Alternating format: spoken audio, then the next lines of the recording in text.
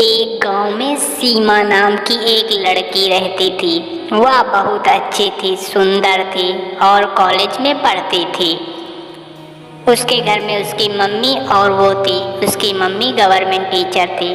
उसी एज में उसे प्यार हो गया एक लड़के से जो बाहर रहता था। वो उससे बहुत प्यार करती थी। अपनी मम्मी से बताया तो मम्मी ने उससे मिलकर देखा तो लड़का भी बहुत अच्छा था, अच्छा कमाता था, बाहर रहता था। तो मम्मी ने कहा ठीक है। फिर उन दोनों की हंसी खुशी शादी करवा दी गई। लड़की अपने ससुराल आ गई। अब उसके घर में उसकी सास थी, ससुर थे, एक बड़ा भाई था। वो दिन भर इधर उधर घर में चहल पहल किया करती थी, सबसे मिलजुल कर रहती थी। लेकिन उसकी सास बहुत ज़्यादा उससे नफरत करती थी क्योंकि उसकी शादी में दहेज नहीं आया था। वह जहाँ बैठती वहाँ सेल्फी लेने लगती। वो सेल्फी की बहुत शौकीन थी क्योंकि वो मॉडर्न लड़की थी। उसे फेसबुक, इंस्टाग्राम में एक्टिव रहती थी तो अपनी फ़ोटो अच्छी अच्छी वहाँ अपलोड करती रहती थी। उसे बहुत सारे पोज आते थे, एक से एक पोज में वो फ़ोटो अपलोड लेती और फिर इंस्टाग्राम, फेसबुक में अपलोड कर देती। यह सब पास पड़ोसी के देख के उसकी सास से बताते। उसकी सास बहुत ही घमंडी थी। वो प्रतिदिन अपने रिश्तेदारों को फ़ोन करके अपनी बहू के बारे में बताती थी। एक दिन उसके ससुर, उसका लड़का और वो बैठकर प्लान बना रहे थे कि कैसे इस कुबला को घर से निकाला जाए। तो उन्होंने कहा जब ये खाना बना रही हो तो इसे जलाकर मार डाला जाए। तो उसके छोटे भाई ने कहा कि नहीं, इसे हम लोग पानी में धक्का देकर मार देते हैं। लेकिन बूढ़ा नहीं मानी। वो बुढ़िया उसे बाल पकड़ के आगे ले जाने लगी तो वो चिल्ला रही थी बचाओ बचाओ, लेकिन कोई सुनने वाला नहीं था। बेचारी जब बहुत दिन से ये सह रही थी, अब उससे बर्दाश्त नहीं हो रहा था।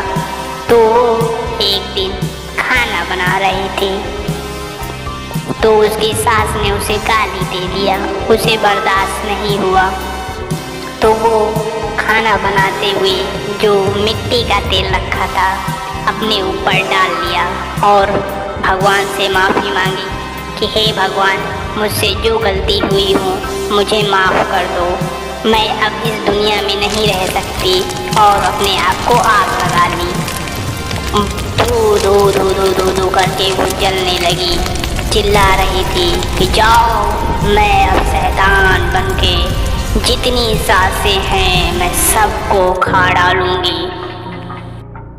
हर पूर्णिमा की रात्रि वो एक शिकार के लिए निकलती और दूर दूर गांव में जाकर के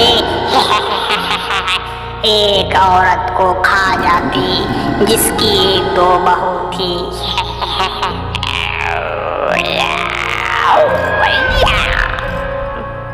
ऐसे करके वो डेली निकलती। हर पूर्णमासी की रात उसके लिए एक शिकार होती, एक शिकार होती, एक बुढ़िया।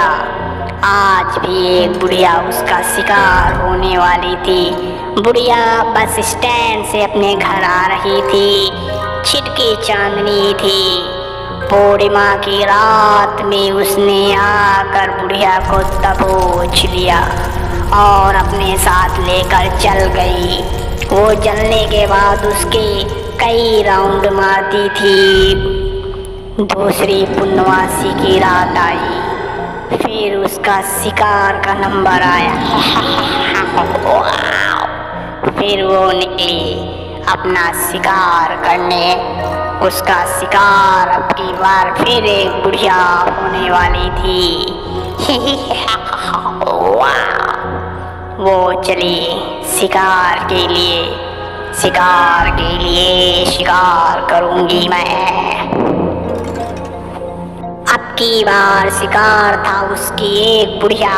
पहले तो वो सांप बनके उसके सामने आई और फिर थोड़ी ही देर में वो चुड़ैल बन गई। बुढ़िया देख के डर गई और थोड़ी ही देर में वो आग की लपटों में बुढ़िया को समेट कर समा गई और उसकी चिता के 4 चक्कर लिए जैसे वो हर में करती थी। फिर पूर्णिमासी की रात आई।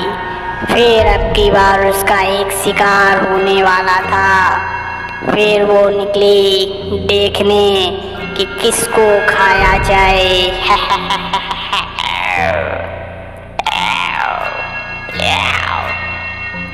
फिर चली वो शिकार के लिए।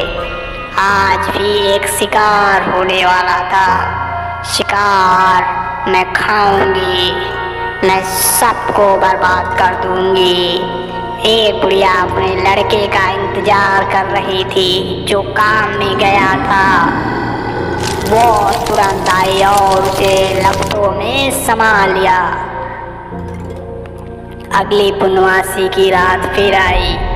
अब की बार फिर एक शिकार होने वाला था।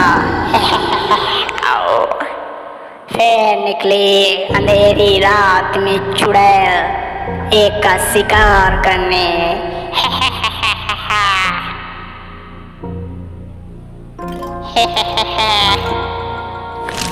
और शिकार करके वापस आ गई।